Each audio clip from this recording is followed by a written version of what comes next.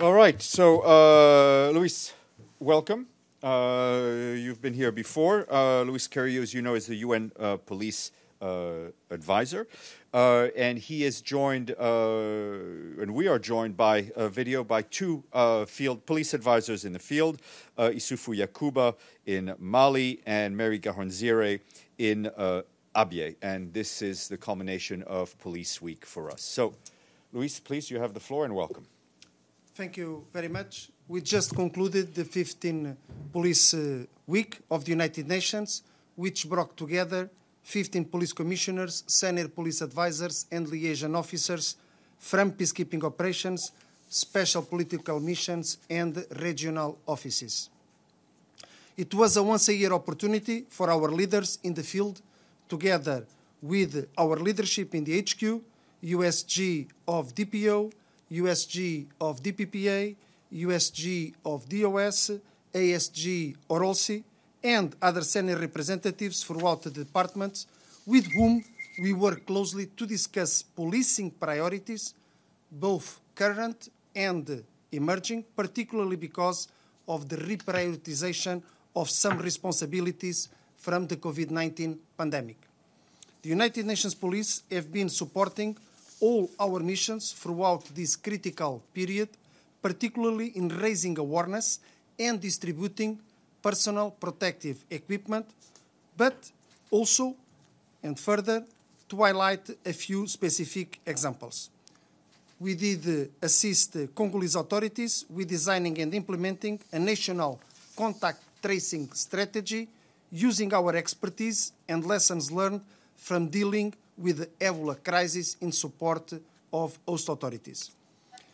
We supported humanitarian efforts in Cyprus to deliver critical medicines and oxygen cylinders and helping also further the Malian security forces to disinfect markets and other areas. We also, ramping up advisory and support services to the South Sudanese National Police Service due to the surge in sexual and gender-based violence in the country. On the occasion of the 20th anniversary of the Security Council Resolution 1325, we had the honor to award the 2020 United Nations Woman Police Officer of the Year to Chief Inspector Doreen Malambo of Zambia, the gender advisor in UNMISS, who has overcome adversity to make a positive and lasting impact on so many lives. We also made a special mention to Police Officer Rebecca Nganga in MINUSCA and to Catherine Egorgi in Mali, MINUSMA.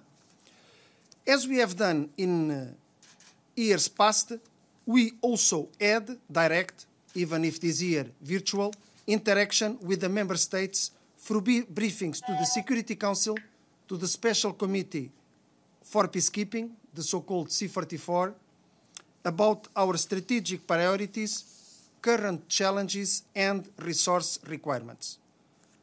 The Member States were particularly interested in hearing about our support to the COVID-19 response in our missions and to ongoing strategies, particularly in Sudan and the Democratic Republic of Congo. Police Week had even more significance this year because we were celebrating the 60th anniversary of United Nations Police deployments, which enabled us to look back on how far UN policing has come since the first deployment of the United Nations Police in Congo in 1960. But equally as important, it gave us an opportunity to consider the future role of the United Nations Police.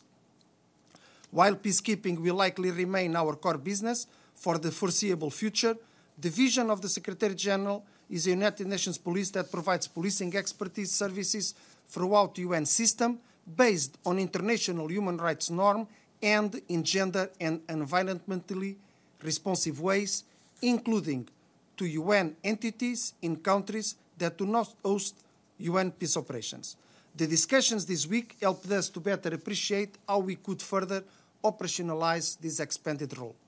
As the United Nations Police are often amongst the most visible representatives of the UN in the countries where we deploy, We must remain credible, relevant, and impactful in addressing emerging and potential threats with implications not only for global peace and security, but also political solutions, development and humanitarian efforts, and our role at the nexus of these different spheres.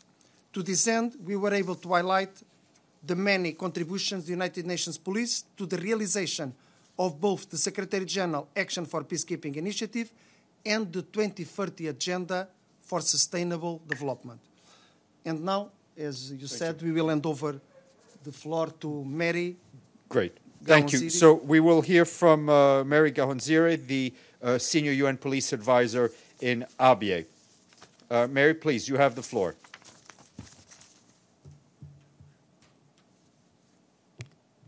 Thank you so much, Pollard.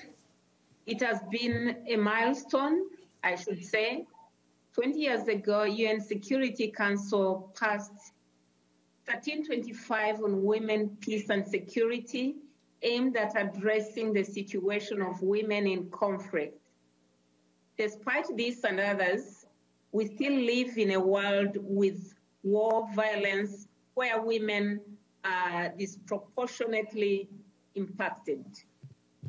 On the side of female police, we play a big role in the conflict prevention, peacekeeping, and peace building. Uniformed components are requested to develop their own action plans where there is gender responsive policing. We integrate all gender aspects within the organizational setup for UNPOL for the effective mainstreaming of gender responsive policing. We probably should look at it from three angles. At the senior level commitment and support, which should be clearly situated in strategic management priorities, institutional cultural change, including shaping security institutions to be more gender responsive organizations, and systems and structural reforms with improved policies, structures, and practices that can lead to real change in the organizational culture. It is not numbers, but the quality of the police officers. This is what we go by as heads of police component and as police division. Evidence in the police division global initiative efforts where we are encouraging so many women to join policing. On the side of UN and member states, we need to increase the representation of women in police, further to develop the capacities and competences of police, both men and women, and enhance the roles, positioning, and visibility of police women. There's also need to cultivate a gender-sensitive work environment and better integrate gender awareness into police training curricula. Both the United Nations and member states could put in place policies that are conducive for women to join peace operations. This is critical for effective peacekeeping because it supports the establishment of an accountable police service that understands, respects, and incorporates the security needs of diverse majority into its structures, who are mainly women and children. When it comes to encouraging females where we work from, we group them together into women associations. We empower them, like where I work in Abyei, we have community volunteers, out of which we have about half of the women as community volunteers. These mainly, they are champions of peace, and their work is mainly dealing with gender-based violence crimes. We have developed a gender toolkit. We have database for gender-based violence. On the 16th of September, we opened a desk for the SGBV, and together with these women, they are taking the lead in sensitization in the prevention of COVID. Alongside with these women, we have, as UN Police, participated in the distribution and making of masks. So far, 20,000 masks have been distributed to the vulnerable. In Abyei, we have 28.6% of the women in leadership positions. To the girls out there, they should be part of the global solution for positive change.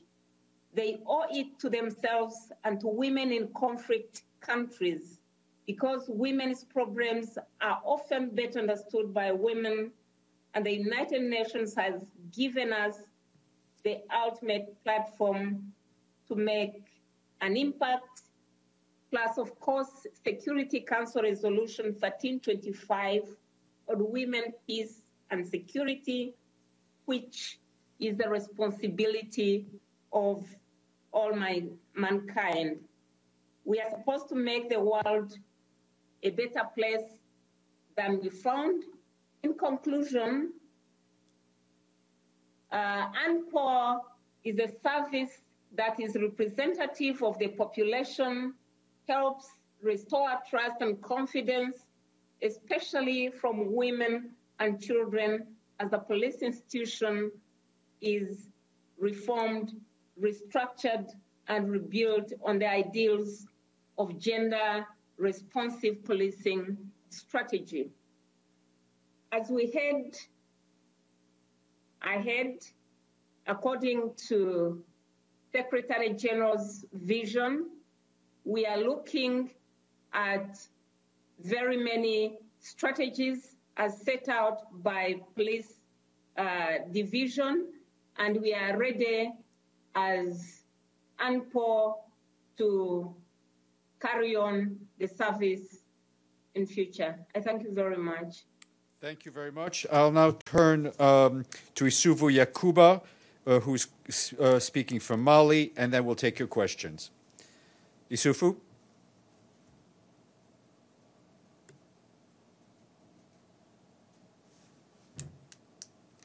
Issoufou Yacouba, can the technicians please turn on the video and unmute?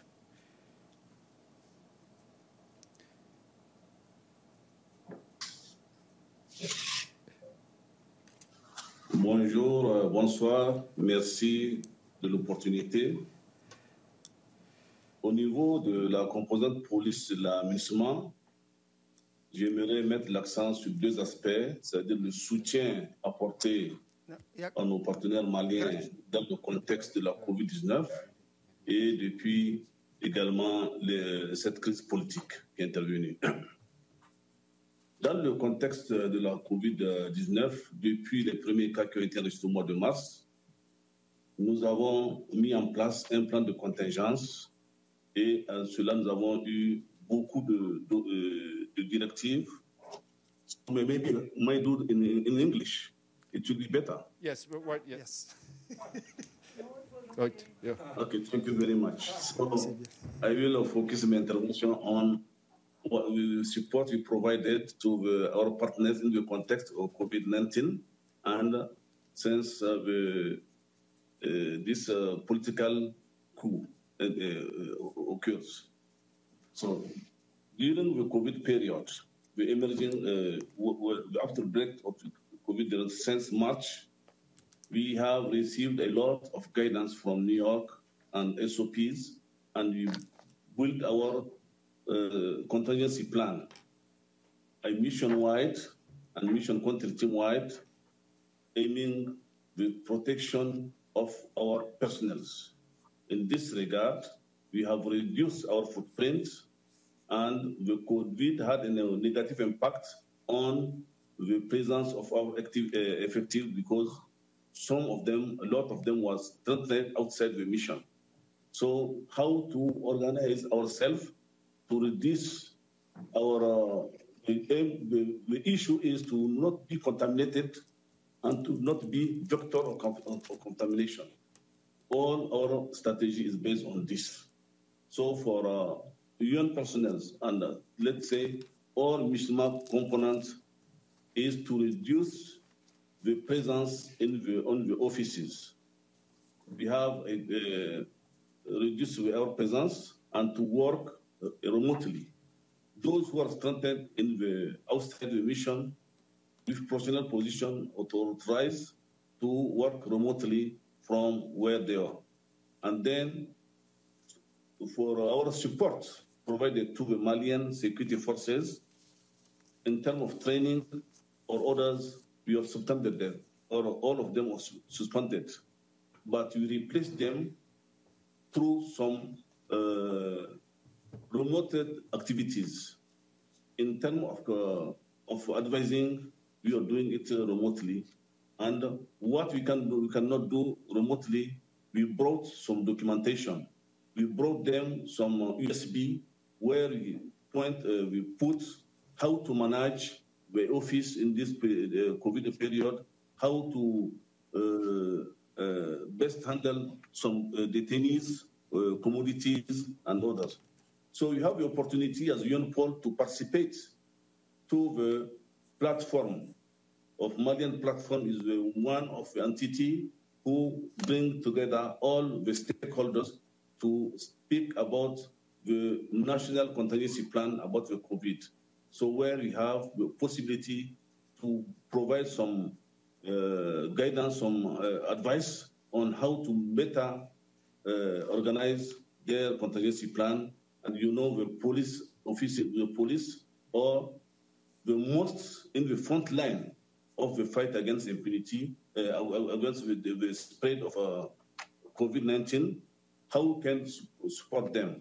Unfortunately, we don't have the possibility to provide PPA to them, but we made advocacy to some bilateral donors and some UN entities to provide them some PPAs. To this enable us to start working in some area with them.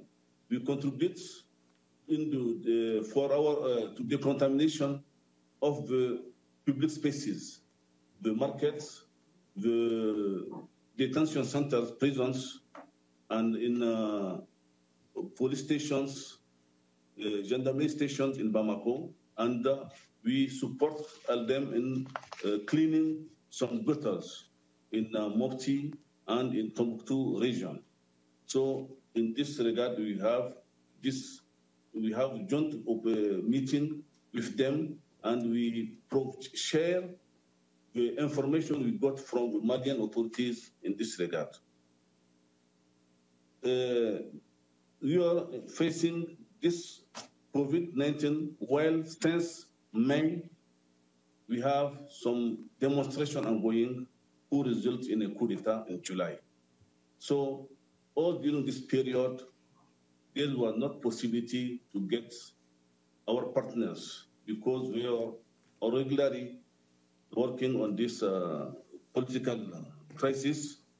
And then when the coup d'etat occurs, we are working with the sector, the interim, the officer in charge in police and gendarmerie, and with the Secretary General of Ministry of Security, who is appointed to be interlocutor. We had a lot of meetings of them, and we provide some guidance on what we can support and in which area we can support them. Let's say, after the appointment of minister of new government, as the minister was appointed, the second day we had a meeting with him to share with him our view on in which area we can do better in terms of support. So they were most available than the politician we meet up to now. This is the perception for all MINUSMA entities. So we had our joint talking points to build within the mission. Police, dealing with Ministry of Security, political affairs with the civil affairs entity dealing with Ministry of Territorial Authorities, and Justice and Correction dealing with judicial authorities, to say, if we don't take action to bring the stakeholders on the ground, let's say the commandant of the circle, the state representative, they were supposed to coordinate all political activities, government activities, and security activities on the ground to mobilize the civil society. If they are not on the ground, they cannot mobilize this. And then we say that the just is the same thing. If they're not here, there's impunity. The impunity appeals some reprisals activities, some vengeance, and then there will be a vicious circle between the population. So the talking point is to say that they have historical responsibility to see in the governance of security sector to make the National Guard, according to the law, who is responsible for the security of a station. So it must be tasked to securize the state representative and the judge, and then that will be a possibility for the restoration of state authority to fight against impunity. And so we accept this, and then I think this week we held a meeting with the syndicates from the administration territorial, where they accept to increase the number of the National Guard personnel who must securize these personnel. So indeed, we will deploy more police, National Guard in this regard, while the gendarmerie and police will be securizing the judge in some capital regions and in Bamako. This is what we can say, because after the period of uncertainty, it was not possible to do so. But now there is a new development, because since they arrive, we work on the revision of the law, defense law, because we made some assessment according to which there is some provision to be decree to implementing decree to be adopted for this defense law. So we have a security-oriented activities coming from this law. What we have worked on this, and we have a change. So now we release. We are implementing a pilot project named Menaka Sanzarm. Menaka without arm is in the north, in the region of Menaka, a new region, where we are working with Barkhane, with the G5, the force, FAMA, and others. The military side, things are working well, but for police, we don't have a possibility to be deployed. So now we get this authorization. Yes. Grand commissaire, excusez-moi de t'interrompre, mais peut-être si on peut laisser pour les questions après, s'il y a quelques questions concrètes, parce que maintenant il faut laisser le temps sur les journalistes de poser les questions. D'accord? D'accord. Merci. Okay, merci. Merci à toi. So, just to say, to summarize, to conclude. Okay. Okay, we'll leave the question, wait for the question, no problem. Okay, thank you. Very much. Merci beaucoup. First question will go to Edie and then Celia. Edie, go ahead. Thank you very much, all of you, for doing this briefing, this important briefing. My name is Edith Lederer from the Associated Press. On behalf of the United Nations Correspondents Association, we're grateful for you for taking the time to brief us. I have a question for each of the speakers. Ms. Gahonzire, I wonder if you could tell me how women police officers from the UN are respected or not by the local population compared to your male colleagues. And Mr. Yacouba, how has the UN force been looked at by the local population compared to the national police force following the coup? Thank you. Great, thank you. We'll start with Commissioner Gahonzire. Please, you have the floor.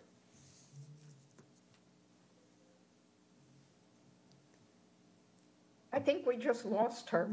She'll come back. There she is. Thank you very much hold for on. this question. No, Commissioner Yacouba, I can ask you to hold for a second. Ms. Gahonzire, if you can go ahead. And did you hear the question? Go. If you can be unmuted. If somebody could, hold on. If somebody could unmute Commissioner Gahonzire, please.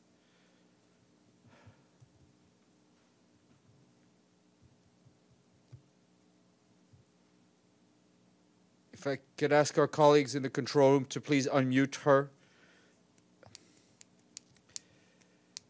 She's unmuted, Steph. Okay, please go ahead. No. Is it okay now? Yes, perfectly. Go ahead. Yeah, that's what I'll talk on two fronts. The first front, first of all, we are talking about gender responsive policing. The first front now is on our male counterparts. The second front is on the local communities whom we serve, the male local communities. Some of the challenges that female police officers face are the cultural biases, especially where we are in the Sudan, based on culture, on religious biases, on all that. And there are very biases that are even extended way beyond the female police officer, but to the females within the locality of Abyei. That is why I was saying that we have so far trained over 600 volunteer community protection committees. But initially, it was a problem to have women become part of the protection committees for the very biases against women. So when it comes to the female police officers, of course, it's not so easy to, at first it was a little bit difficult going to the mosque and mobilizing these religious leaders, but over time, it has been an uphill task, but it is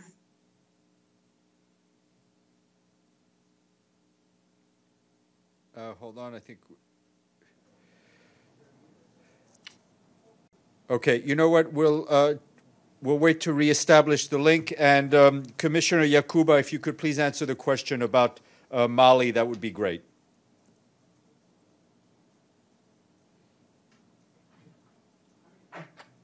Thank you very much for the question. The first one, the perception vis-à-vis the international forces.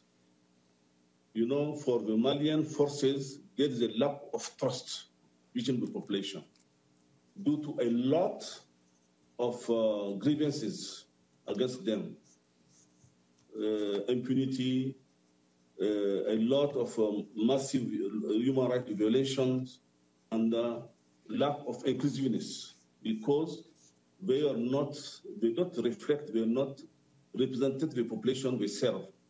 This is why there is a lack of confidence between them. And while if some crises occur, the population will accept the intervention of the international forces because they find that they are neutral than the Malian. And in some area, there is some evidences where when they arrest some people, instead of bringing them to the justice, they kill them.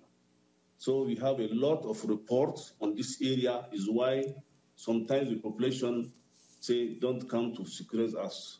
And then why there is a lot of private militia.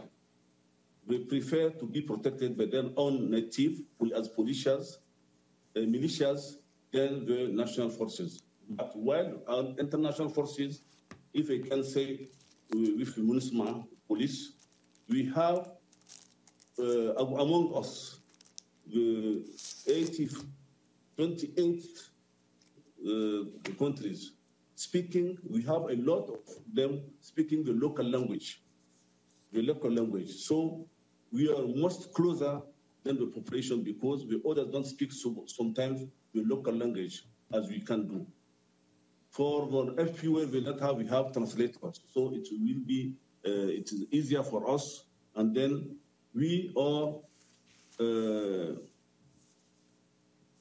putting the pressure on them to say, if you want to change the things, if the farmer have to go in operation, please take a provost marshal with you.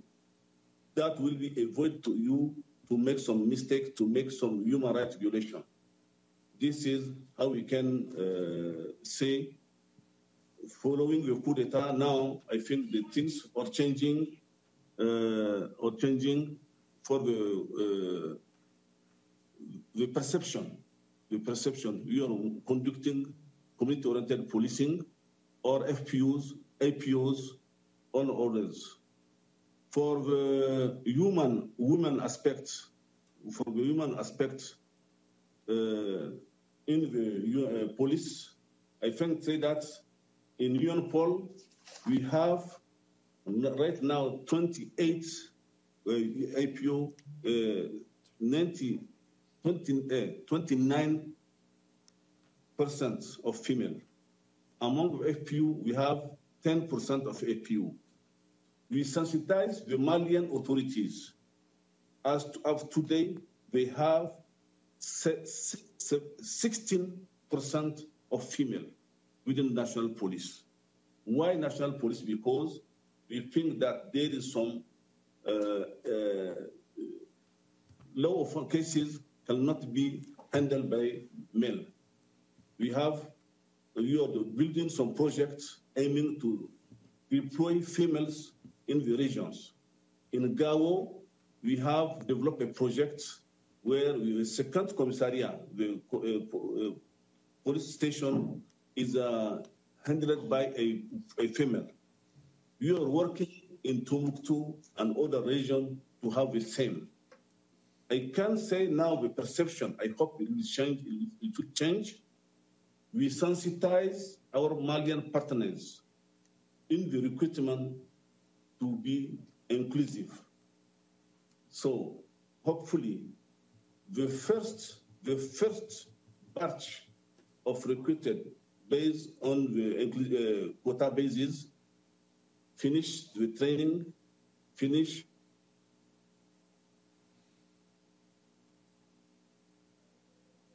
Okay, let's just wait to.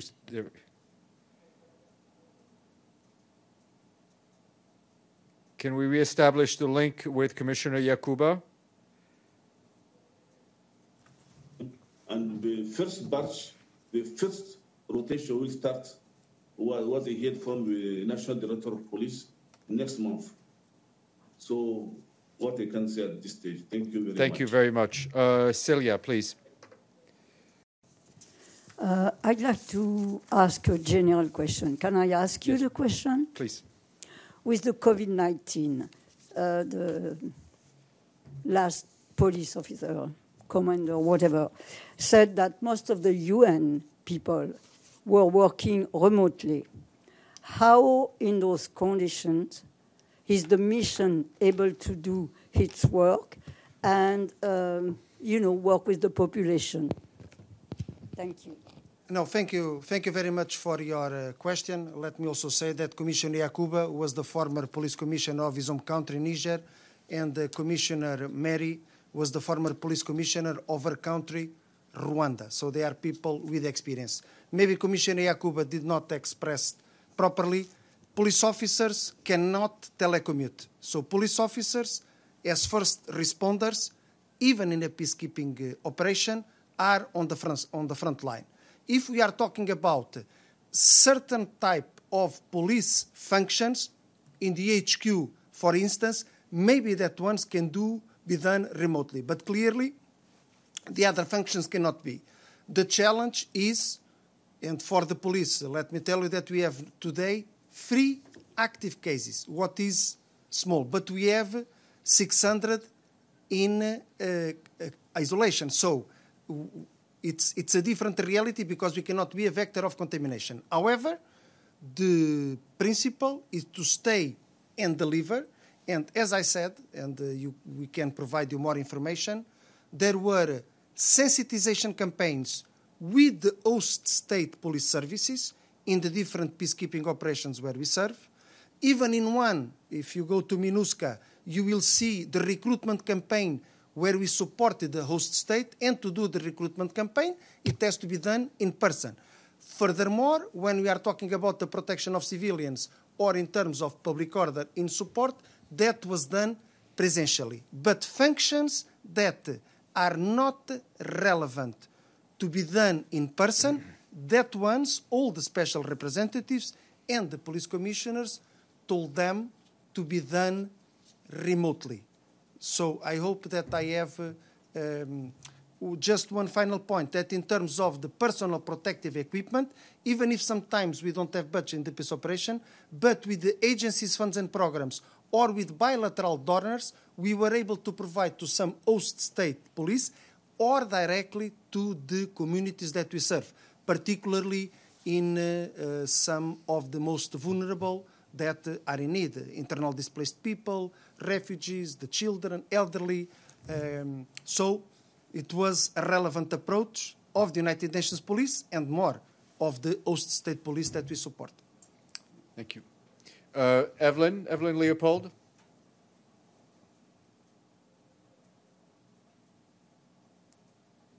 Evelyn, go ahead. We can't hear you, Evelyn. I can't find. Go ahead. We can hear. Go ahead. Go ahead, Evelyn. Go ahead. Connecting. Go ahead. For Commissioner Gahonzire, we hear about Mali and other peacekeeping operations. We hear very little about Abyei. Is the unrest intensified, decreasing, increasing? And secondly, on women, are you approached by women who feel abused? And if so, what kind of advice or remedies would there be? Thank you. Commissioner Gahonzire, please, go ahead.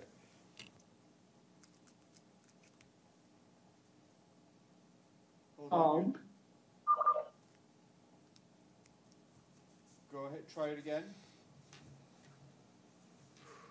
I didn't get the first part of the question. The question was, we don't hear much about Abyei, and the question was, what is the status of the conflict and the situation on the ground? Over. Thank you very much. The status of the conflict, first of all, this was established under Security Council Resolution 1990 of 2011 because of the conflict of two warring factions, the two tribes. So it is in the middle of Sudan and South Sudan, quite small. It started with the Ethiopian military, who are actually the majority, a force of 5,500. And then initially it was in 2011, 50 police personnel. To date, we have never reached even 50, but police division is trying to get more numbers of 640, including from the police units, 3 so far. Why? Because of increasing criminality since 2017 to date. So that is why it is not had so much of, because it does not have a host government. Neither.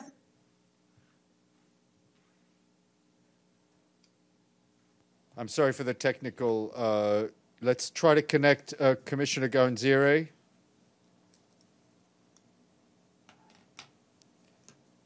All right, we will. There she is. Commissioner, go.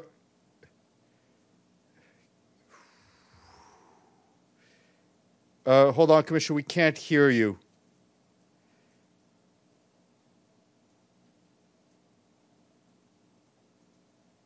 Commissioner, can you try again? No, we still cannot hear you. You know what, Commissioner, we'll ask you to take a pause for a second. We'll take another question, and we'll come back. We'll come back to you, Dulcie. Yeah, I have a question for Mr. Carrilho. 2 things, actually. You talked about police services being sort of fanned out throughout the UN system, presumably because some of the peacekeeping missions are closing or winding down. What specifically do you have in mind? If you can give an example of how the UN police would be working within the UN beyond the peacekeeping missions. And also gender-based violence, has there been any effect on their numbers in the COVID pandemic? Thanks. Please go ahead.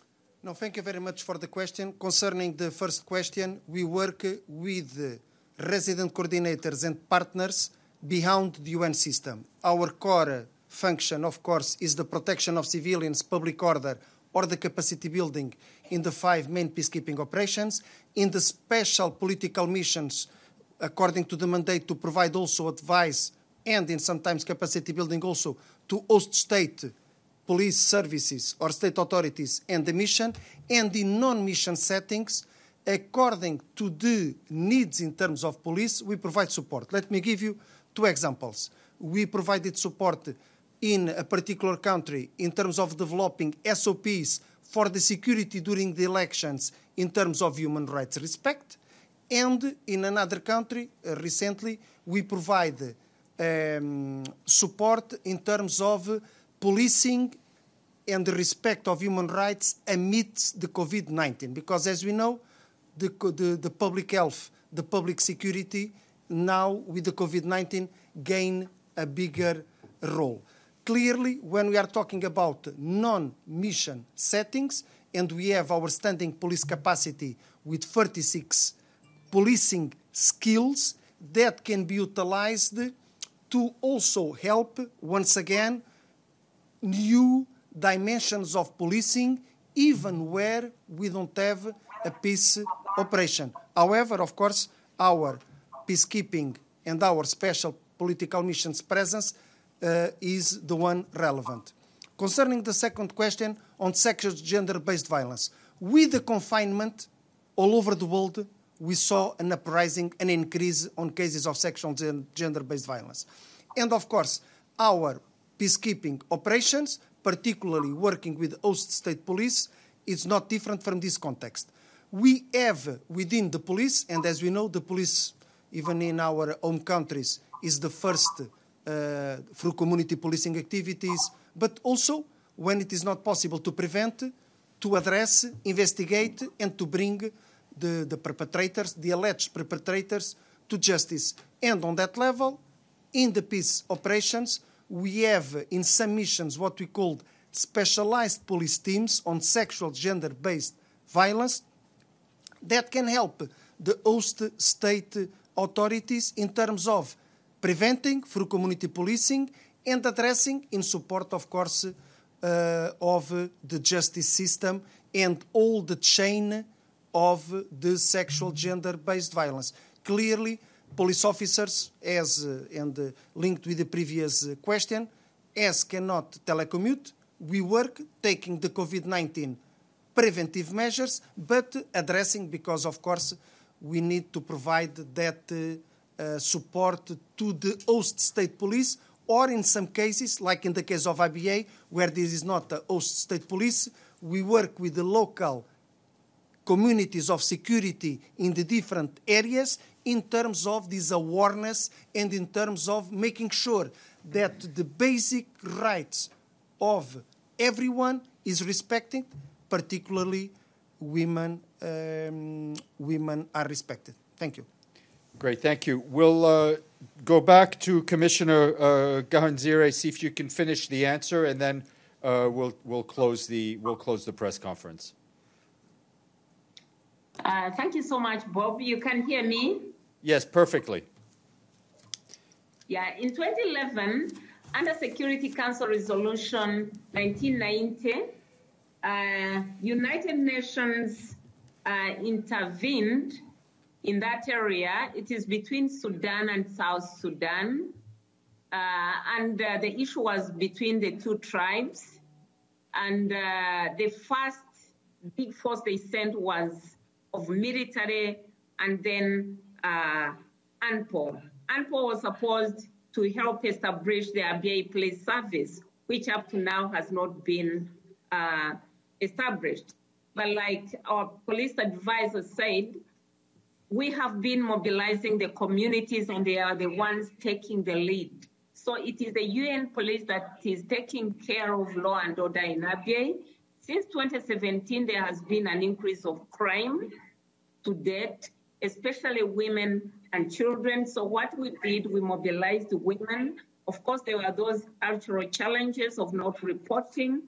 But to date, a lot has been achieved with regard to gender toolkit has been developed, database for SGBV. Gender desk for the SGBV was opened on the 16th of September this year. CPC women have increased.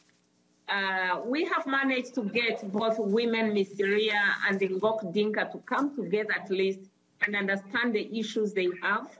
During the COVID, these women were part of our team in sensitization, mobilization in the two languages, posters and all that.